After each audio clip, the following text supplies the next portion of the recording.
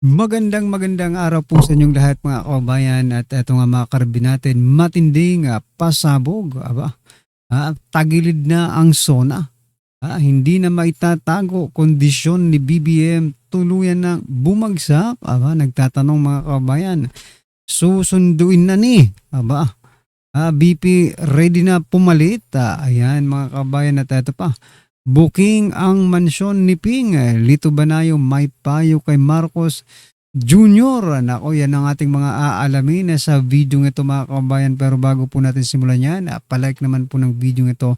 Malaking tulong po yan. Maraming salamat po. At eto nga, simulan na po natin to. Hindi kinakailangan ni Inday Sara na mag-contract ng tao para mamatay si BBM. Kasi kakasinghot ni BBM, pagka nasobra yan, patay yan. Nako. Kayo mga nasa Malacanang, pagka alam na alam ninyo na hindi na yan yung totoong BBM, kung totoo man yun, na hindi yan ang BBM, Yari grabe kayo. kasalanan yan, ha? That's really treason na. Treason. Dapat na-sworn in ang Inday Sara nung pa. Grabe. The people are demanding na Grabe yung mga ano dito ni Captain Dado, no, mga kababayan. Mga revelasyon, matinding pasabog. Okay. Ito, pasadahan po natin to. Pasok ka. that he stepped down. Dito naman sa US, people are demanding na maano si Trump, no, tigil na yung gera. Tapos noon, may midterm election sila. Dumistansya si ano sa kanya, si Vice President Vance, no. So there is a great chance na matanggal si Trump or ma-impeach, no. Dito sa atin, sige pa rin narali ng mga tao and demanding the resignation of BBM. Ang implication ng ano sa Israel, pagka hindi na nila maasahan ang US kasi dumidistansya na ano sila sa gera, no. Ang ano diyan baka mapilitan ng ang Israel through Netanyahu mag-resort to a nuclear strike kasi survival na ang pinag-uusapan. Pagka nangyari yon, sana wag mangyari. Pagka nangyari yon, sagot siyempre yung Iran. Ang Russia at China and North Korea allied with Iran. So pwedeng magkampi-kampi na nga eh. So ang ano diyan, delikado talaga 'yung sitwasyon. It might dumating sa situation na hindi na kayang pigilan ng mga diplomats, ng mga leaders, no. Mag-escalate bigla. And how will it affect us? To the AFP at PNP and the government who probably doesn't appreciate an aerospace war, no. The magnitude of kunyari China has 10 times more the firepower pagdating sa mga missiles, no. Pati sa ibang equipment, isipin nyo 10 times yung binabanat ngayon ng Iran sa Israel. Grabe yung devastation. Pagka na-involve ang US, mahirap magkaano yan. Kasi pag kami nag-trigger dyan ng nuclear Pag na-involve ang US, damay tayong lahat. magsagutan na yan eh. And then, kahit sinasabi na wala sa policy yung first strike na gumamit ng nuclear arsenal, lahat sila meron eh. Correct. Ang masama dyan, the leaders might decide na gumamit niyan, preemptive strike. Pagka nangyari, wala na ang pigil yon. And then, magmas daw ako, sinabihan ako. Kaya, mahirap. Pagdating sa food security, papasok tong bagyo, na naman, mga bagyo, rainy season, okay, planting season, pero at the same typhoon season. So, palakas yung bagyo, yung flood control na problema na wala pang Solusyon. honest to goodness na investigation. Ang dami nang gustong mag-witness, tapos nun wala investigasyon. Napunta yung oras na sa impeachment. Right. Kaya nga, kawawa tayo eh. Kawawa tayo. Ba ng hangin, matrapik ka pa pababa. Punta ka na lang eastward, di ba? At kung ang hangin papuntang eastward, din mo alam, may southward, may east, may papuntang east kasi hindi tapos na yung ano eh, malagay under a revolutionary form of government probably. Ayun. So, it really depends on how things will unfold. Nakakatakot kung umabot tayo sa revolution, kung umabot tayo sa civil war, umabot tayo sa secession. Hindi natin alam kung how things will unfold. It will depend on what is the plan of ng langit. Nakakatakot isipin din. Kung pwede nga lang na 2020 na lang sana eh. Pero ang problema, matagal pa yung 2028, 2 taon pa eh. Halfway, 1.5 years, no? 2 years pa. 2 years pa. Kaya nga problema eh. Now, I don't know kung kunyari sa magiging zona ni BBM, kung ano yung mangyayari sa ano natin, sa sasabihin niya, no? With a negative 27 na rating, anong ano niya? Ano pa ba? Ano pong papatunayan dyan mga kabayan? Negative 7 na ang rating or 27, di ba?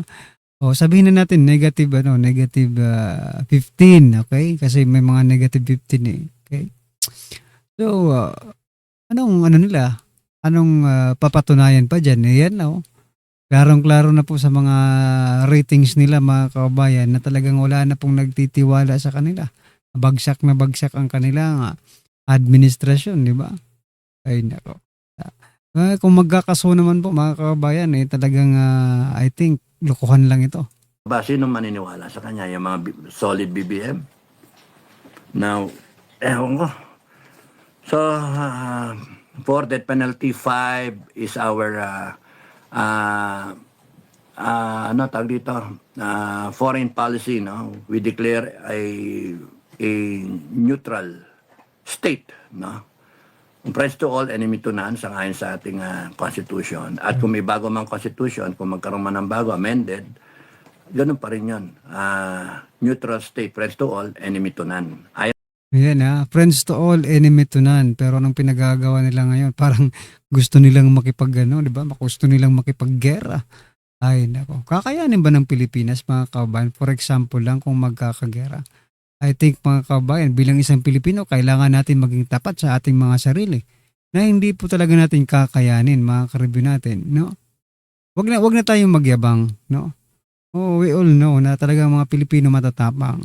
Pero, sa pagkakataong ito mga kabayan, kailangan mo rin maging matalino, no? Anyway, eto mga ka-review natin, pasadahan din po natin to. Eto pong Ito, pasok. 150 million. Lacson, 100 Sabi po dito, 150 million mansion ni Lacson. Aba, booking ka dito, Lacson. 50 million mansions paired. Apart from the reported rich dollar deposits in the United States. So meron siyang issue. Di umano Philippine Star po ito. Philippine Senator Star. Pampilo Lacson also allegedly owns 2 mansions in Ayala, Alabang. Nako. Allegedly ha. Kaya naman pala. Two Kaya naman pala mga kabayan, todo-todo sa pagprotekta, sa pagdepensa at pagtatanggol itong si Lacson. mansion in Ayala, Alabang. Di umano. Di umano. Philstar ha. Magagalit sa inyo si Shenpin yan. Dalawang mansyon sa Ayala, Alabang. In Muntinlupa City. Grabe NBF ito. Homes in Paranaque. BF 2002 Homes. pa ito. Noong Duterte 2002 pa rin. lumabas, Ayan, mga 150 kabayan. million na. Siyempre, iba pa yung pera natin nung 2002. Siyempre, Malaking siyempre. malaki pa yun, di ba? Oo. I mean, alam naman natin ang pera bumababa yan yung value niya. At nung time na yon yung 150 million, malamang sa malamang, ang halaga nun mga 300 o 500 million na. Sabihin ganun yung kanyang halaga ng pera, yung amount, di ba? So ano ibig ko lamang po sabihin? Nung time na yun, multi-millionaire na po ito si Lacson. Oh, grabe naman. Noon pa lang panahon na yun, talagang big time na itong si Shenpin. Kung sakaling totoo yung mga mansion na yan. Di umano, allegedly, 2002, may dalawa 2002. siyang mansion. Dalawang Imagine mo mansion? yun, may dalawa po Dalawa? siyang mansion sa Ayala, Alabang. Hindi Ayala, Alabang. Mga kababayan, Ayala, Alabang. Diyan ho nakatira yung mga multi-millionaire. Yan ho nakatira yung mga businessman. Isa, but there is more. Dalawa. 2002 to. Pero noong 2001, siya po ay, 2001, GPNP siya. At nagkaroon ng EDSA TOS 2, yung laban kay ERAP. At eventually, nag-withdraw sila ng support, di ba? GPNP ka. Magkano ba sahod ng GPNP? Yan. Tapos may 150 million ka na di umano allegedly na mansion. Di ba? Nako. Kaya ang hirap sa Pilipinas, paano ka magpapatunay ng korupsyon? Paano kung masasabing ikaw ay hindi korap? Kung ikaw mismo, meron kang mga issue na dapat sagutin. Di ba? 150 million mansion. I mean, eto kung ako may 150 million na pera o 200 million na pera, hindi ako bibili ng mansion na 150 million. Bakit? Wala na matitira sa akin. Correct. Tama, mali. Siyempre kung Meron pa yan. mga dapat 250 million na mansyon. Siyempre. So sa madaling salita, bibili lamang ako ng 150 million kung siguro may pera ako at least 300, at least 400 million sa Correct. bangko. Kasi pagbili ko, may matitira pa. Kasi yun ang prinsipyo ng mga negosyante. Yan po yung mga mindset ng mga businessman. You do not spend all your savings in one entity Basket. or one item. Halimbawa lang, meron akong perang Ibig sabihin lang po niyan mga kabayan, don't put your eggs in one basket mga kabayan. Kailangan mayroon din matitira kasi pag nabasag yan, wala ka ng itlog, di ba? Wala ka ng kayamanan. million. Bibili ba ako ng kotseng nagkakahalaga ng 2.5 million? Hindi. Siguro, bibili ko ng mga 1.5 para may matira pa sa akin 1.5 just in case of emergency. Anong punto ko dito? Ibig sabihin po, hindi lang 150 million ang pera di umano, allegedly, ni Lacson. Higit kumulang pa yan ng 150. Now, the question is, ano ba trabaho ni Lacson? GPNP ka ng bansa natin. Kumita ka ng 150 million? Paano nangyari yun? Paano Nangyari ganun? yun? it's a miracle. It's a miracle yun. Pera mo sa bangko o pera mo na pambili ng bahay. Lacson's 150 million mansions bared. Apart from the Matindi ho yan. Meron pa yan. Siyempre si Bayan. Hindi naman sasalansan ng isang video yan. hindi ho siya tumitigil sa kanyang pagbanat po dito kay Lacson. Kasi nga naman, itong si Lacson, napaka-holy daw art ang datingan nito, tao na to. Correct. Tsaka para bagang siya lang ang laging malinis. Siya lang ang Correct. laging tama. Mukhang napuno na si Cayetano. Mukhang napuno Grabe nga di ba mga kabayan? Parang talagang napakalinis ni Senator Ping Lacson. Pero kung aalalahanin po natin yung history niya, di ba? Nagtago ka nga, naging pugante ka nga ng Pilipinas Naging pugante ka ng sarili mong gobyerno, di ba? Ng sarili mong bansa. Buti nga si Senator Bato, ICC, hindi sakop ang Pilipinas, di ba? Pero pilit nilang nga hinuhuli. Ikaw, hinuhuli ka ng bansa mo noon nagtago ka. Tapos ngayon, parang ang linis ko nga, na ako ang pinakamalinis dito, di ba? Parang ganun ang datingan ni Lacson. na siya at binubulgar niya na yung mga katiwalian di umano allegedly nito ni Lacson. Alam mo, grabe yung napakaingat ho nitong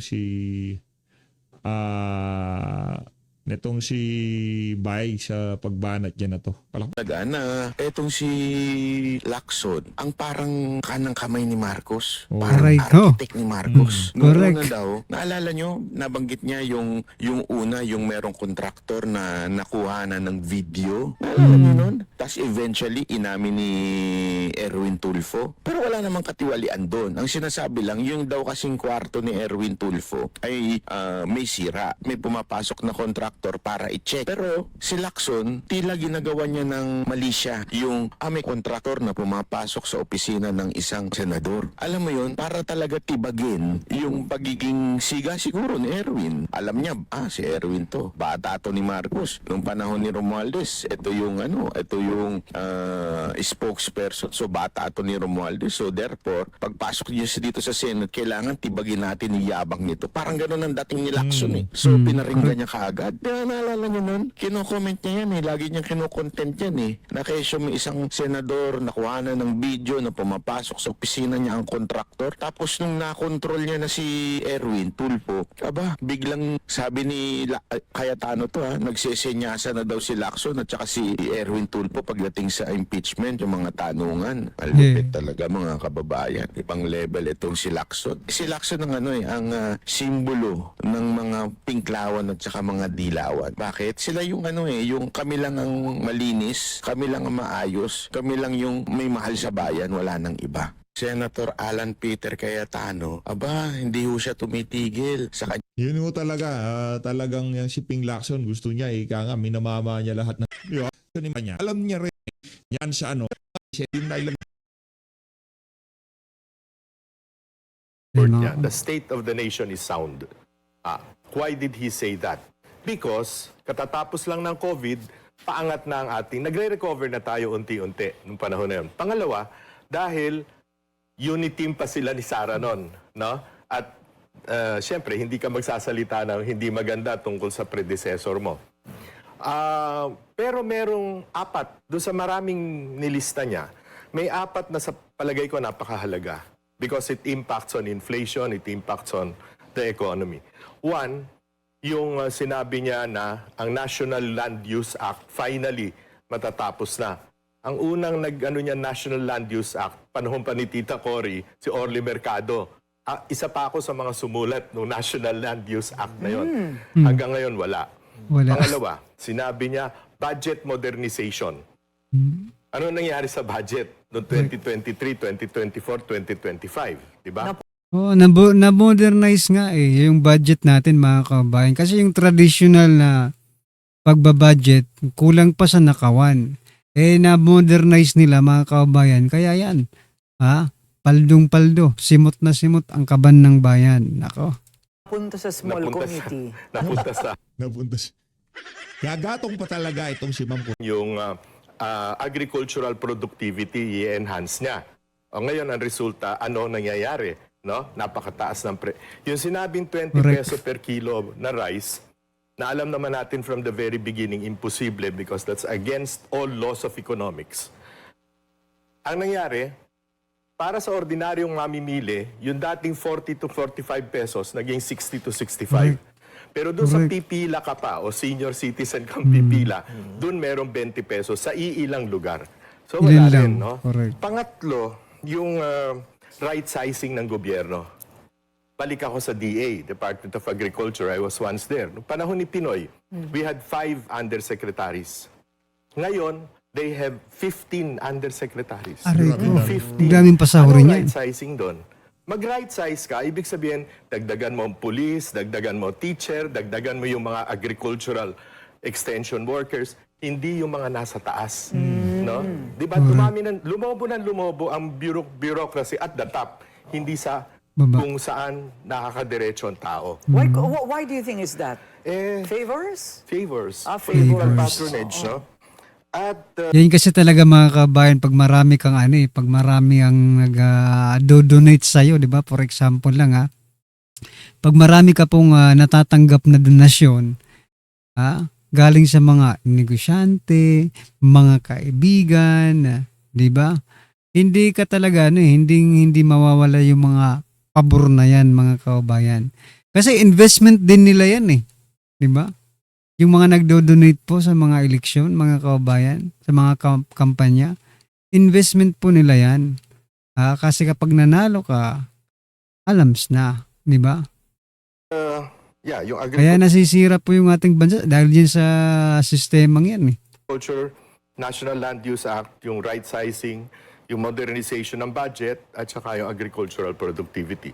And these are yun na ngayon ang nakikita natin now that he's going to deliver his penultimate SONA. Inflation is the first priority. Ayan, mga pag-uusapan first sa issue SONA. na bumabagabag sa mga tao. No? Kasi patuloy ang pagtaas. Sabihin na natin na part of this is externally induced kasi nga yung giyera sa Middle East. Pero Ito mga kabayan, excited na ba kayo sa magiging SONA ni President Bongbong Marcos Jr.? Ako kasi excited po ako. Excited akong banatan yung mga gagawin kasinungalingan na naman no? O yung mga pambubudol. Anyway, papakita po natin, no?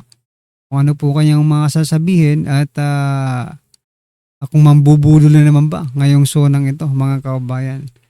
O baka sabihin niya naman, mahiya naman kayo. Okay? Talagang dapat kayong mahiya.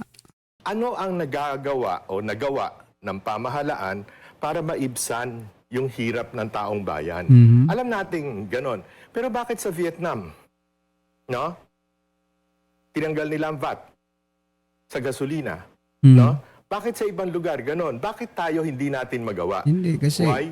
Because this government has a huge fiscal deficit kasi we are overspending. And we are overspending. overtaxing. And we are overborrowing para matustusan yon.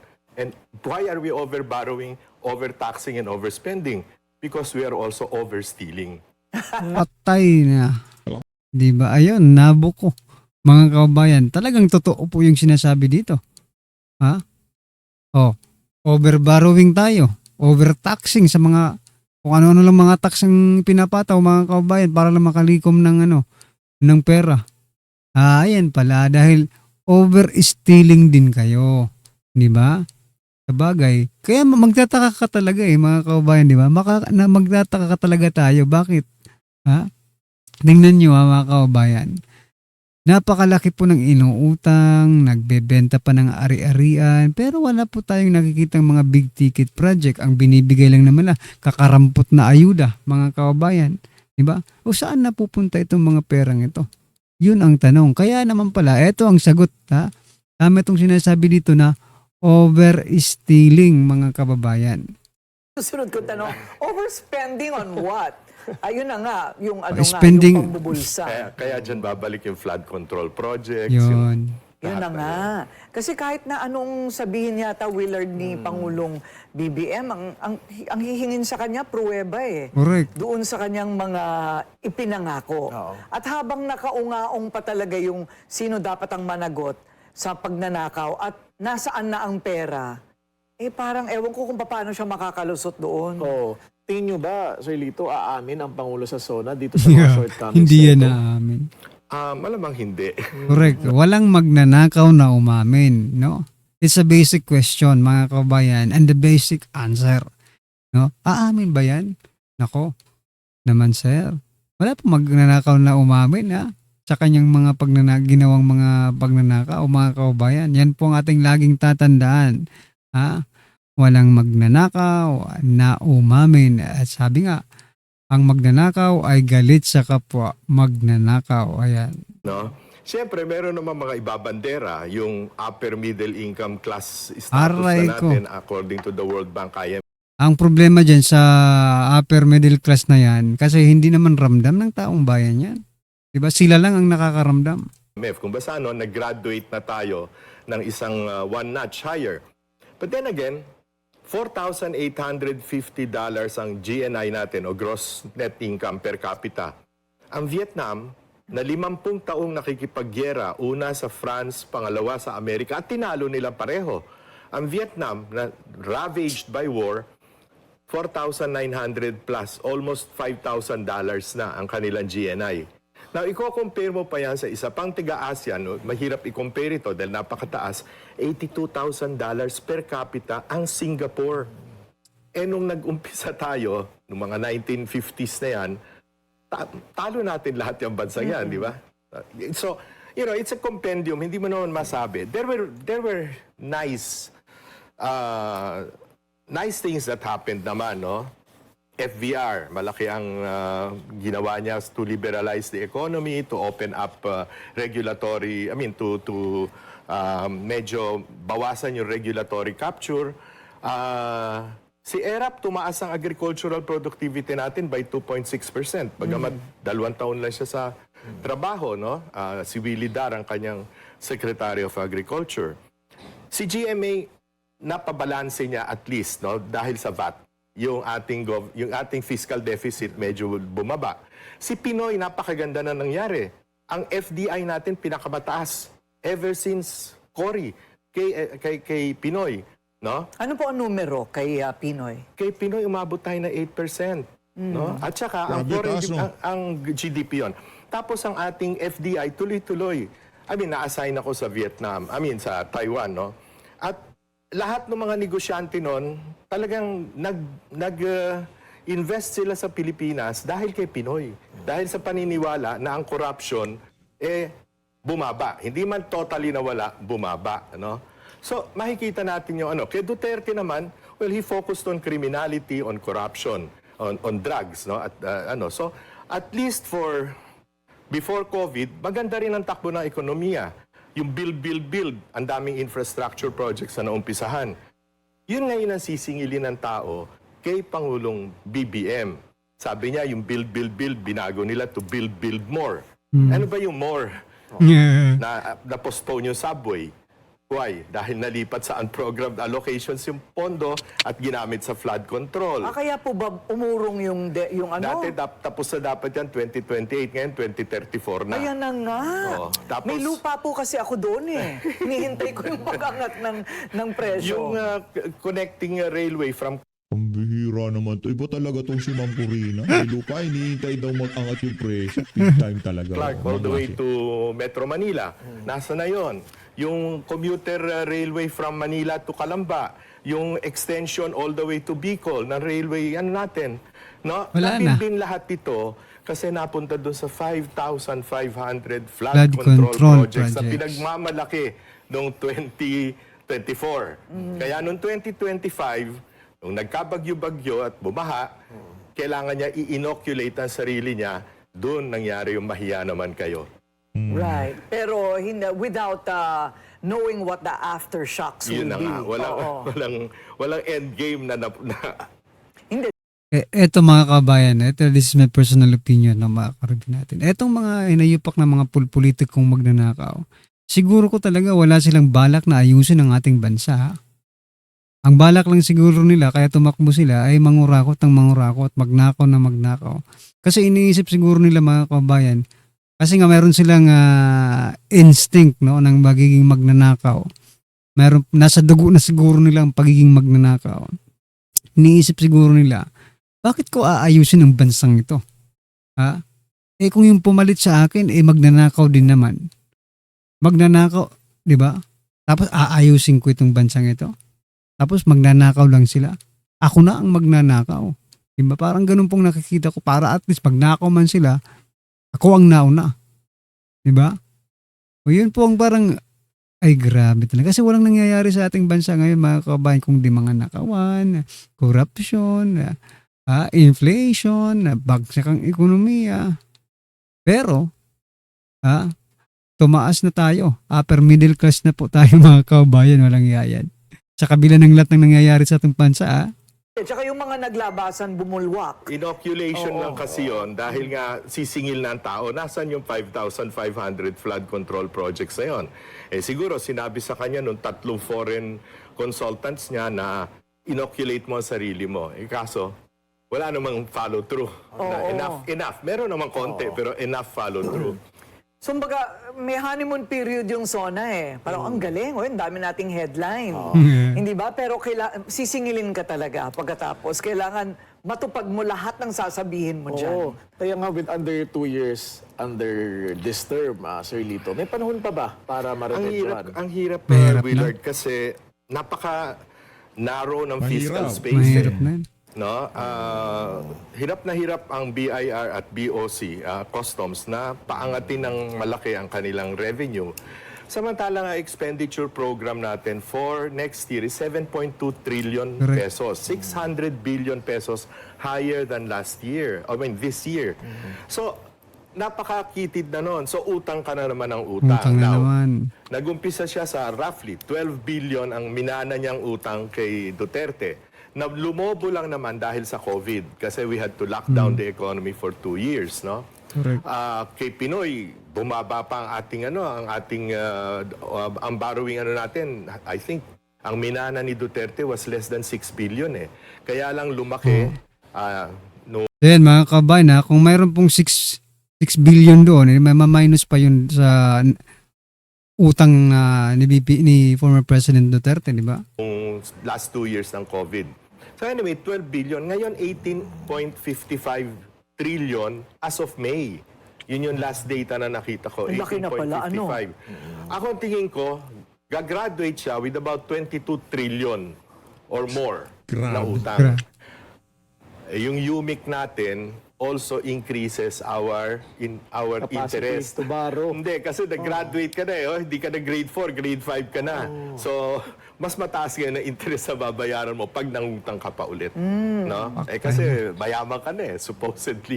Ganun po ba? Talaga ba wala po bang katapusan ang pag, lending, for example? You lend to someone with a good credit standing. Do we have a good credit standing? That doesn't look that way, no? Yung ating investment grade status na nagawa ni Pinoy, no? Sa pagpupunyagi ni Pinoy, medyo nagte-taper down na. And Then mga kabayan, talagang ito sa aking opinion, talagang walang pag-asa ngayong umunlad ang ating bansa.